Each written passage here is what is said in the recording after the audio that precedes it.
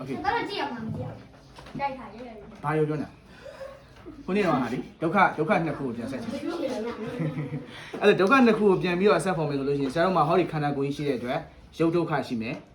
ပြီးလို့ရှိရင်စိတ်ရှိမဲ့အတွက်စိတ်ဒုက္ခရှိမယ်ခုနေ့တော့ဆရာပြောခဲ့တာကရုပ်ဒုက္ခသည်ခဏတာတတ်တာအောင်လုပ်လို့ရတယ်။မှခေါင်းကိုင်းရဲ့ပါရာစီတမောတောက်မယ်ခြေကျိုးလက်ကျိုးဖြစ်ရင်စိတ်ကိုစေကန်းသွားပြီးလိုအပ်တဲ့ကုသမှုခံယူမယ်။ဒါပေမဲ့တစ်ခါဖြစ်တိုင်းနောက်တစ်ခါမဖြစ်တော့ဘူးလို့ဘယ်သူမှအာမမခံဘူးကိုတိုင်းလည်းအာမမခံနိုင်ဘူးတခြားသောဒီစေပညာရှင်တွေဆရာဝန်တွေပါတွေလည်းအာမမခံနိုင်ဘူးအဲ့ဒါရုပ်ဒုက္ခခဏတာတတ်တာအောင်လုပ်လို့ရအဲ့ဒါစိတ်ဒုက္ခကကြတော့အမြဲတတ်တာအောင်လုပ်လို့ရတယ်လို့ဆရာပြောခဲ့တာအဲ့ဒါဒီနေ့အဲ့ဒါအကျွေးပြန်ဆက်တာโอเคအဲ့ဆိုလို့ရှိရင်စပြီးတော့မှတွေးကြည့်မယ်ဆိုလို့ရှိရင်စိတ်ကိုအပိုင်း၃ပိုင်းလေးခွဲပြီးတွေးမယ်တွေးတဲ့အတွေ့အပေါ်မယ်ပေါ်ပြီးရင်အဲ့ပေါ်ပြီးသားအတွေ့အရက်တယ်ဆိုတဲ့ဟာတိတယ်သူကတိတယ်ဆရာနဲ့အရင်တော့ပြောထားဘူးတာလည်းရှိနေမယ်ဒါမှမဟုတ်တခြားနေရာကြားထားတာလည်းဖြစ်နေတယ်ဒါဆရာရဲ့ကိုယ်ပိုင်တွေးခေါ်မဟုတ်ဘူးဆရာကို mature ဖြစ်လာအောင် grow up လုပ်ပြီးတဲ့ဆရာတို့ရှိတယ်သူဟောထားတဲ့တရားကိုပြန်ပြီးတော့ sharing လုပ်ပေးတာ okay အဲ့ဆိုလို့ရှိရင်တွေးမယ်တွေးပြီးရင်ပေါ်မယ်ပေါ်ပြီးရင်ရက်မယ်လို့ပြောတာနည်းနည်းတော့ရှုပ်သွားပြီနဲ့တူတယ်အဲ့ဆိုအခုစတွေးကြည့်အောင်လွန်ခဲ့တဲ့တနာရီလောက်ကကိစ္စဘာဖြစ်သွားလဲဘာဖြစ်ခဲ့ငလျင်လောက်တယ်အဲ့ဆိုအခုဆရာတို့ငလျင်လောက်တဲ့ကိစ္စကိုတွေးလိုက်တော့အမေအကြောင်းပေါ်လားပေါ်အမေအကြောင်းပေါ်လားပေါ်အဖေအကြောင်းလည်းပေါ်အိမ်ကဆန်ဝင်းတွေကဆန်မရှိတဲ့အကြောင်းလည်းအဲ့ဆိုငလျင်ကနေနောက်ထပ်အကြောင်းအရာတစ်ခုကိုတွေးကြည့်အောင်စကိုင်းတရားကြီးလို့တွေးကြည့်လိုက်ဘာပေါ်လာလဲစကိုင်း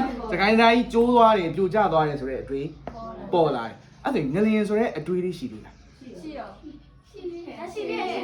ရှိသေးတယ်အဲ့ဒါနောက်ထပ်တစ်ခုထပ်မိကြည့်မယ်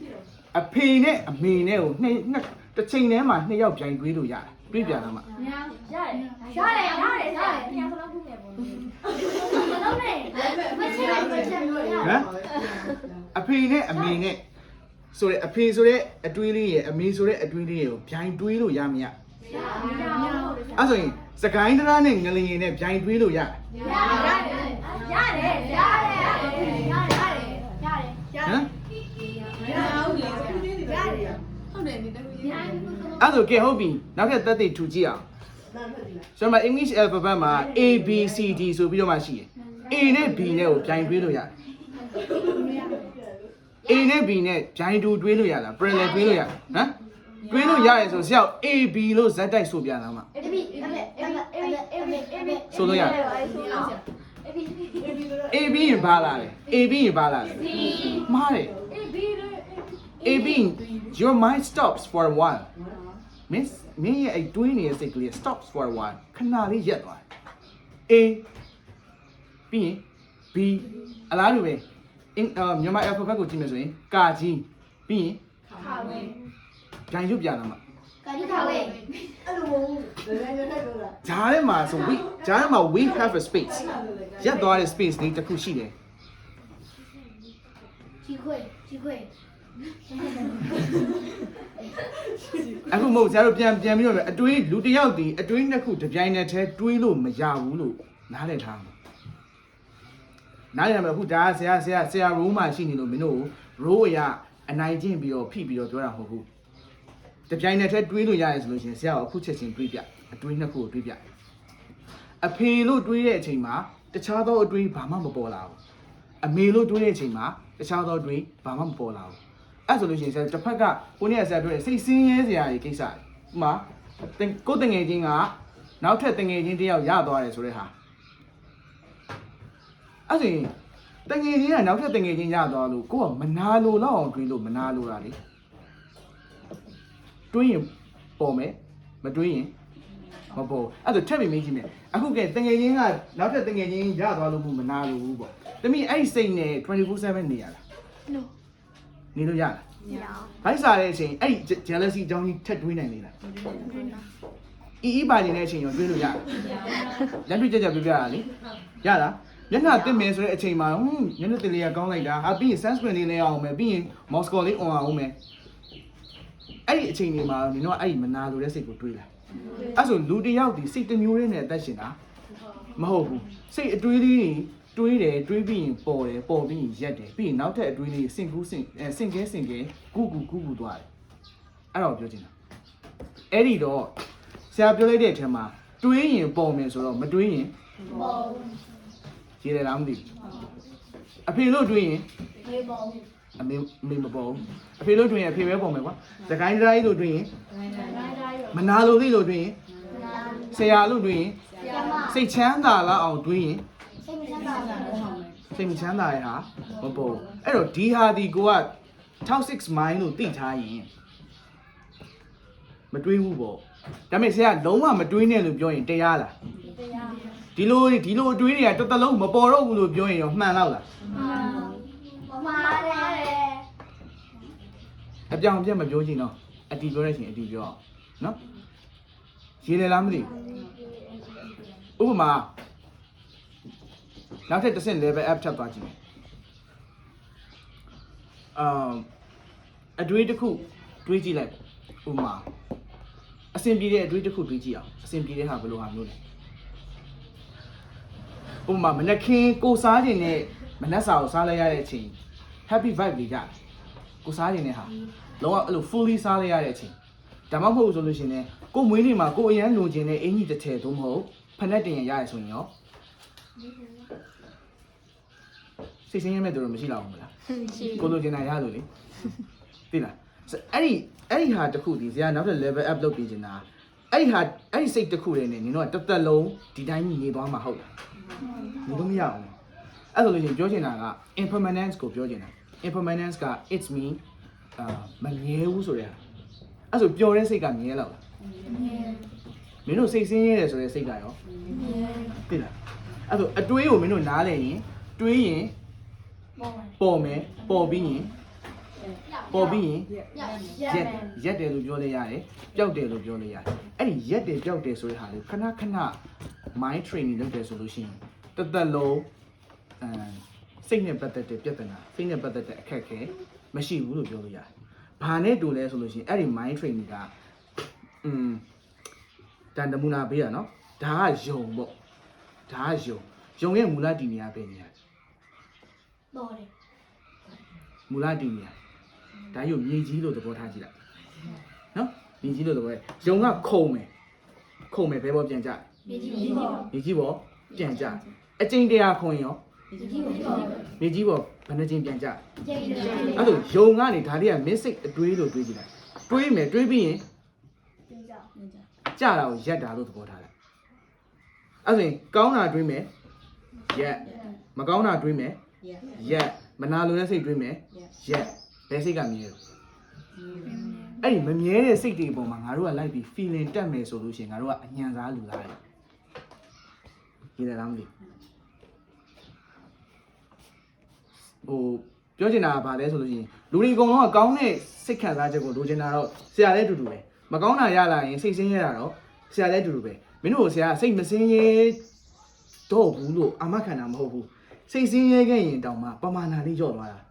အခုပြောပါဦးဒါလေးကလည်းဖန်ခွက်ဒါလေးကလည်းဖန်ခွက်ဘယ်စိတ်အတွေးပဲဖြစ်မမြဲဘူးတွေးရင်ပေါ်မယ်ပေါ်ပြီးရင်ရက်မယ်လို့သိထားတဲ့သူဒီဘက်ကစိတ်အတွေးပေါင်းများစွာနဲ့ဂျောင်ပိတ်မိနေတဲ့သူအဲ့ဒီနှစ်ယောက်ကအမြင့်ပေ100ကနေပြုတ်ကြတာချင်းတူရင်တယောက်ကရေထဲကိုပြုတ်ကြတဲ့သူနဲ့တူတယ်တယောက်ကကျတော့ကွန်ကရစ်လမ်းပေါ်ပြုတ်ကြတဲ့သူနဲ့တူတယ်အဲ့ဆိုဖန်ခွက်နှလုံးလိုပဲရှင်းကြည့်လိုက်ကွန်ကရစ်လမ်းပေါ်ပြုတ်ကြတဲ့ဖန်ခွက်ကတိကျပေါက်ကွဲမှာပဲရေထဲကိုပြုတ်ကြတဲ့ဖန်ခွက်ကနာတော့နာတယ်ကြေကွဲသွားတာအမြင့်ပေ100ကနေပြုတ်ကြတာချင်းတော့တူတယ်ဒါပေမဲ့အဲ့ဖန်ခွက်လေးကမကွဲသွားဘူးအဲ့ဆိုမင်းတို့စိတ်လုံးဝမစင်းရဲတော့ပါဘူးလို့အာမခံတာမဟုတ်စိတ်စင်းရဲရင်တော့မှသူများနဲ့ရှင်လာရင်ကိုကနည်းနည်းလေးတတ်တာတယ်ဥမာကွာပတ်စံရင်ထဲမှာပတ်စံမရှိတာချင်းအတူတူစိတ်စင်းရဲကြတာချင်းအတူတူတောင်မှကိုကလုံးဝစိတ်မစင်းရဲရတော့မဟုတ်ဘူးစိတ်စင်းရဲတယ်ဒါပေမဲ့သူ့တော့မပြိုလဲဘူးပတ်စံကငါရှိတဲ့အချိန်နဲ့ရှိမှာပဲငါ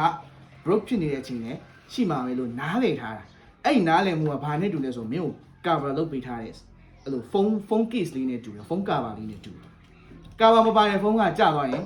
ခွက်ကနေကွဲ cover ပါတဲ့ဖုန်းလေးအောက်ကျသွားတော့ပုံးရပဲ့ရလေးတော့ပဲပေါ့ရေးတယ်လားမသိအဲ့ဆိုရင် fully understand ဖြစ်ထားမှာကစိတ်အတွေးပြီးတွေးရင်ပေါ်မယ်ပေါ်ပြီးရင်ရက်မယ်အဲ့ဆိုဆရာတို့လုပ်ရမယ့် training တစ်ခုကဘာဘယ်နေရာမှာသွားလုပ်အောင်တွေးတဲ့ဟာလားရက်တဲ့ဟာလားရက်တဲ့ဟာကိုလုပ်အောင်မှာတွေးတဲ့ဟာကိုလာလုပ်ကြည့် so there will be millions of thinking အတွေးပေါင်းတန်းနဲ့ရှိတယ်တန်းရင်ဟိုဘက်ညားတဲ့ကိန်းကနက်ရှိအတွက်ရှိကြည့်ရင်ရှိအောင်ပါပဲအဲ့တော့အဲ့ဒီအတွေးနောက်လိုက်ရင်လူကပင်မဲ့ပြီးဖုတ်ခနဲ့ပြုတ်ကြပြီးသေးရောရက်တဲ့နောက်ကိုလိုက်လို့ရှိရင်လူကအကြည်တက်ဝင်လာတယ် cosmetic သုံးရမလို့ပဲနဲ့အသားကြီးရဂလိုးလာတယ်မယုံဘူးဆိုလို့ရှိရင်တစ်နှစ် challenge ဒီကနေစခေါ်တယ် mind training ရက်တဲ့ဟာကိုပြီးပြန်လိုက်မယ်ဆိုလို့ရှိရင်တခုတော့ရှိတာပေါ့ဒါခေတ်ကတိုးတက်လာတယ်ရာသီဥတုတန်ဒါမှမဟုတ်ရှင်တခြားသောအသက်အရွယ်ပုံမင်းလာခြင်းရဲ့တန်ကို cosmetic နဲ့ကာဝယ်ရတော့ပိုတော့ကောင်းတော့ဗစက်ပြောတယ်စိတ်ထဲမှာရှင်းနေတဲ့သူစိတ်ထဲမှာကြည်နေတဲ့သူကစိတ်ထဲမှာရှုပ်နေတဲ့သူနဲ့ရှင်းရင်တော့အများကြီးတာကားကောင်းလားစီးလာတာချင်းတူရင်တောင်မှစိတ်ထဲမှာရှင်းနေတဲ့သူသူ့မြင်ရတာဟိုအသားကြီးဖွေးတာညိုတာမဲတာမပါသေးဘူးချောတာအိုတာမပါသေးကြည့်ရတာကလုံးဝအဲ့လိုမျိုးအယောင်ဝါလေးနဲ့လင်းလက်ပြီးအကြည့်တက်ကလေးဖြစ်နေအကြည့်တက်ကလေးရှိတော့ auspicious ဖြစ်တယ်လို့ပြောသူ့မှာအကြည့်တက်ကလေးရှိတယ်အဲ့တော့ကိုနိုင်မှာရောကို့မှာအကြည့်တက်ကလေးရှိလားစိတ်ရဲ့အကြည့်တက်ကလေးစာမေးဝဲလို့တွေးရင်စာမေးဝဲပဲသိလားမကြည့်တော့ဘူးလေဟုတ်တယ်မလားအဲ့တော့မင်းစာမေးဝဲကိုမင်းဖြတ်တန်းရမယ့်ရက်ကဘယ်နည်းရရှိmaybe 4 or 5 days အဲ့လောက်ပဲလေဟုတ်တယ်မလားအဲ့ဒီရဲ့နောက်မှာစာမေးဝဲချက်ပိုခက်တဲ့ပြဿနာရောမလာနိုင်ဘူးလား so we need to be ready or we should be ready for every problem that comes in our life as in this you should prepare for your mind not the body ရုပ်ပြင်စင်တာကအရှိန်အဝါကောင်းအောင်တော့ရတယ်ဆရာဘယ်လိုနာယီပတ်လာတာဘယ်လိုဖုန်းသုံးတာဘယ်လိုကားစီးတာဘယ်လိုဆိုင်ကယ်စီးတာဆိုတော့ဟာတော့ရရင်ရမှာပေါ့အဲ့ဒါရေးလဲလားမသိအဲ့ဆိုရင် final ပြန်ချုပ်မယ်ဆိုလို့စိတ်အတွေးတွေဒီတွေးရင်တွေးလိုက်တဲ့အတွက်ပေါ်တယ်ပေါ်ပြီးရင်ဆရာတို့ကဒီ step 3ခုမှာဘယ်ဟာကိုသွားလုပ်ရမှာလဲအဲ့ဒီရက်တဲ့ဟာတွေကိုသွားပြီးတော့အော်ငါမကျင်တဲ့စိတ်ပေါ်နေပြီပဲit will stop song ခဏနေရက်သွားမှာပဲသူကဘာနဲ့တူလဲဆိုလို့ရှိရင် break ပါတယ်ကားနဲ့ break မပါတယ်ကားနဲ့တူတယ်စိတ်အတွေးကိုမကျင်တဲ့စိတ်မပေါ်တော့နဲ့လို့ပြောတာမဟုတ်ဘူးနော်ဆရာအနိုင်မကျင်ဘူးနော်သိလားမကျင်တဲ့စိတ်မနာလိုတဲ့စိတ်သဘောမကျတဲ့စိတ်ဒေါသစိတ်မတွေးတော့နဲ့မပေါ်တော့နဲ့လို့ပြောတာမဟုတ်ဘူးတွေးလို့ရတယ်ပေါ်လို့ရတယ်ဘာနဲ့တူလဲဆို break ပါတယ်ကားနဲ့ break မပါတယ်ကားနဲ့သွားတူတာသူကဒေါသထွက်တယ်6နာရီလောက်လုံးဝ break မပါဘူးသူလည်းဒေါသထွက်တာချင်းအတူတူပဲဒါပေမဲ့သူက break လေးပါတယ်သူဒေါသထွက်တဲ့အချိန်ကတနာရီလောက်နေရက်သွားသူကကျတော့6နာရီလောက်သူဘယ်လောက်အိုစားသွားမလဲစဉ်းစားကြည့်ဆက်ပြကြည့်လိုက်လားအဲ့ဒါ तू ကဒီရက်တယ်ဆိုတဲ့ဟာကိုခဏလေး तू တွေးတယ်တရက်ကိုmaybe 6 to 7 hours လောက်တွေးတယ် तू ကတရက် तू တွေးတာတွေနောက်ပဲလိုက်နေရေရှည်မှာအကြည့်တဲ့ရှင် तू ကအများကြီးတာပါစင်းရတာချမ်းသာတာပါလားရုပ်ချောခြင်းမချောခြင်းအသားဖြူခြင်းညိုခြင်းမဲခြင်းလည်းမပါဘူးအဲ့ဒီဟာလေးကျင့်တယ်လို့ပြောရင်နည်းနည်းလေးတရားဆန်တော့အဲ့ဒီဟာလေးခဏအဲ့လိုမျိုး training ယူရဲဆိုလို့ရှိရင်ကိုယ့်ရဲ့ mind power တက်နောက်ဆုံးငလျင်လှုပ်တာကိုသူလည်းသိတယ်ငါလည်းသိတယ်ငါလည်းငလျင်လှုပ်တဲ့အချိန်မှာထိုင်နေတာပဲစိုးရင်ထိတ်လန့်တဲ့စိတ်မတူတော့အဲ့ဒီဟာကို training ယူထားတဲ့သူကအဲ့ဒါဒီဟာကြည့်ရင်ဆရာသမီးတို့ကမကြောက်တော့ဘူးလား Superman ကြီးလို့ဆို it's just like it အဲ့လိုမျိုး super power man ကြီးဖြစ်သွားမှာလားဆိုတော့မဟုတ်ဘူးစိုးရင်တဲ့စိတ်ကလေးတော့ဖြစ်တာပဲဆရာလည်းစိုးရင်နဲ့ကြောက်တယ်ဒါပေမဲ့ဒေစီတို့လည်းကြောက်တာပဲဒါပေမဲ့ तू ကြောက်တာနဲ့ဆရာကြောက်တာနဲ့မတူတော့ဘူးဆရာ confidence ရှိကြောက်တယ်မကြောက်ဘူးလားဆိုတော့အိုင်ကြောက်တယ်မလန့်ဘူးလားဆိုတော့လေလန့်တယ်မတွန်းလို့အိမ်ခေါင်မိုးကြီးနဲ့ပြိုကြပြီငါ့ဘောကြလိုက်တည်သွားမလားဆိုတဲ့အတွေးတယ်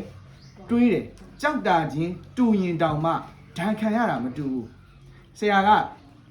ရေထဲကိုကြားတယ်ဖန်ခွက်ဆရာကကာဘာလေးပါတယ်ဖုန်းဆရာက brain လေးပါတယ်ကာမကြောက်ဘူးလားဆိုတော့ဒေါသမထွက်ဘူးလားဆိုတော့နားလေလားမနာလိုဘူးလားဆိုတော့လေမနာလိုစိတ်လဲဖြစ်မှာပဲမဖြစ်တော့ဘူးလို့အာမခင်ရင်အဲ့ဒါလိမ့်တာအဲ့ဒါညာတာအဲ့ကြတော့ပြောချင်တာကိုယ့်ရဲ့စိတ်ကို break ပါတဲ့ကားလေးလိုဖြစ်စေခြင်း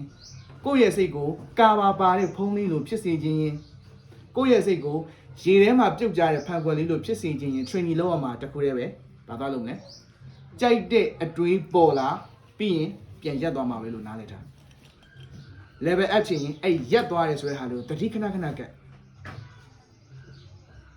တနည်းဆိုရင်နည်းနည်းများတယ်အစရာအခုခရီးသွားနေတဲ့10ရက်လောက်လေးကို challenge ဘယ်လိုခေါ်ရလဲအဲ့ဒီ result ကိုရမရ ခေါ်ရဲ့ အဲ့ရလေးကိုကျင့်မှမယ်လို့အာမခံနိုင်တဲ့သူအဲ့ရလေးကို training ယူရမယ်လို့အာမခံနိုင်တဲ့သူဂျက်ခီးသွားမယ်10ရက်အတွင်းအဆင်ပြေ အာမ လား ခံလိုက်တယ် ရမယ်နော် ဟုတ် โอเคအဲ့ဒါလည်းဗီဒီယိုရလိုက်